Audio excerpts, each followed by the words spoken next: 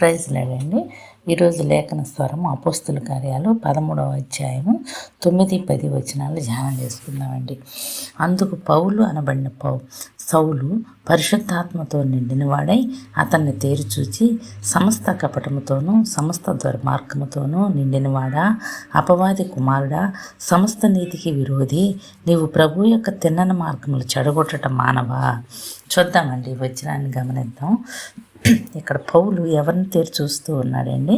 ఎందుకు నీతికి విరోధి అని పిలుస్తూ ఉన్నాడు? అతడు ఎవరు? ప్రభు యొక్క తిన్నని మార్గములో మరి ఎందుకు చెడగొడుతున్నాడో విందామండి. వాక్యంను జాగ్రత్తగా పరిశీలన చేసుకుని చదవమని బైబిల్ చెప్తుంది మనకు. అలాగే ప్రతి వాక్యమును పరిశీలన చేసుకుని చదువుకుందాం. ఇక్కడ బర్నబాను సౌలు ఇద్దరు సువార్త సేవ చేస్తూ ఒక ద్వీపానికి చేరుకొని అక్కడ పాపు అనే ఊరికి వచ్చారండి. ఆ ఊరిలో గారడీ విద్య నేర్చుకున్నవాడు ఒక అతన్ని చూశారు వీళ్ళిద్దరూ. అతను అక్కడ అబద్ధ ప్రవక్తగా ఉన్నాడు. అతని పేరు బర్యేసు. ఇతను యూదుడు. అయితే ఇతను ఎక్కడ ఉన్నాడు అంటే సెర్గి పౌలు అని ఒక అధిపతి వద్ద ఉన్నాడు. ఆ సెర్గి పౌలు మంచి వివేకం గలవాడు అని బైబిల్ చెప్తుందండి. అపోస్తల కార్యాలు 13వ అధ్యాయం 7వ వచనములో ఇతడు వివేకం గలవాడైన సెర్గి పౌలు అనే అధిపతి వద్ద ఉండెను అని వ్రాయబడి ఉన్నది. అయితే ఈ అధిపతి వాక్యమును వినాలి అనుకుని ఆ ఊరిలోకి వచ్చిన బర్నబాను పౌలును పిలిపించుకున్నాడు. అయితే ఇక్కడ ఏమి జరిగింది అంటే ఈ అధిపతి యొక్క విశ్వాసాన్ని చెడగొట్టాలని, విశ్వాసం నుండి తొలగించాలని ఈ అబద్ధ ప్రవక్త వాక్యం చెప్పే వాళ్ళిద్దరిని ఎదిరించాడండి. అధిపతి వాక్యం వింటుంటే ఇతనికి ఎందుకండి? చూద్దాం. ఇతన్ని పౌలు పరిశుద్ధాత్మతో నిండిన వాడే తేరి చూశాడండి.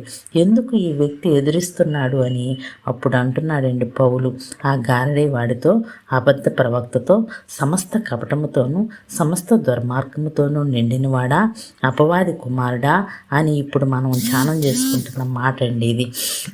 విన్నాం కదా.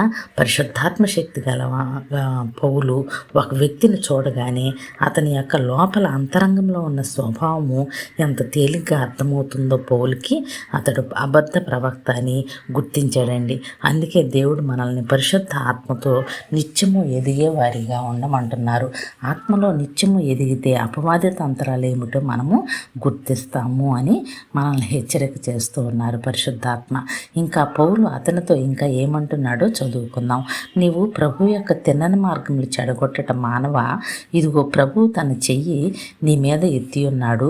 నీవు కొంతకాలం గుడ్డివాడై సూర్యుని చూడకుందువు అని చెప్పాను.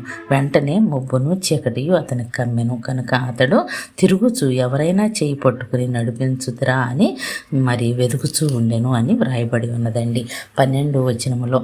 అంతటా అధిపతి జరిగిన దాన్ని చూసి ప్రభు బోధకు ఆశ్చర్యపడి విశ్వసించెను. చూసారండి, అధిపతి ఇదంతా చూస్తూ ఉన్నాడు. పౌలు అతన్ని గద్దించడం, అతన్ని గుడ్డివాడు చేయటం ఇదంతా చూసి ప్రభువుని విశ్వసించాడండి. మరి ఇప్పటి వరకు ఈ అధిపతి వద్దనే ఉంటూ వచ్చాడు కదా ఒక ప్రవక్తగా. కానీ అతను అబద్ధ ప్రవక్తని పరిశుద్ధాత్మ శక్తితో ఖండించాడని పౌలు మరి ఇవన్నీ చూస్తూ ఉన్నాడు.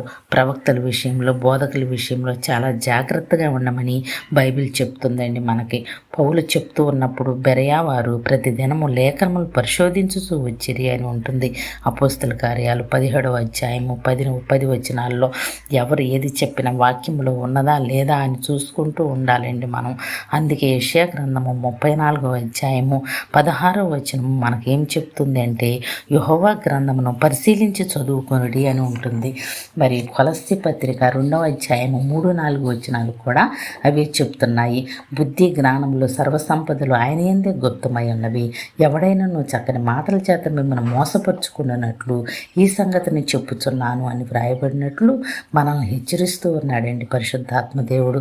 మరి అపాయకరమైన దినాల్లో మనం ఉన్నాం కాబట్టి ప్రతి మాట లేఖనాల్లో ఉన్నదో లేదో పరిశీలించుకుని చదువుకుని గ్రహించుకుందామండి. ఇలాగ మన జీవిత ప్రయాణాన్ని కొనసాగించుకుందాం. వాక్యానికి లోపడదాం, ఉగ్రత నుండి తప్పించుకుందాం, విశ్వాసాన్ని కాపాడుకుందాం. ఆ దేవుని దయ మనందరికీ తోడై ఉండను గాక.